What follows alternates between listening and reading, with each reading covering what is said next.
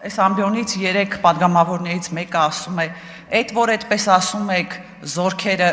ոստիկանության զորքերը տարել էին Գյումրի այդ քանակով եւ այլն յուրայինների հանդեպ ինչու այդպես չեք անում,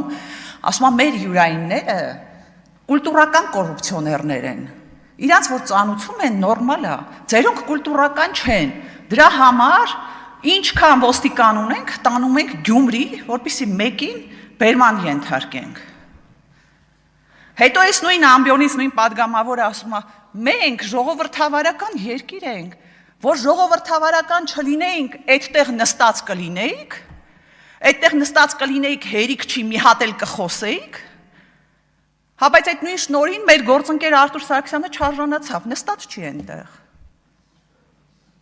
Հասկանում եք, որ սա ուղիղ սպառնալիք է, մեկը ձեզ հուշել է, որ այս ամբիոնից այդպիսի բաներ ասելը պարզապես ուղիղ սպառնալիք է ժողովրդավարությանը։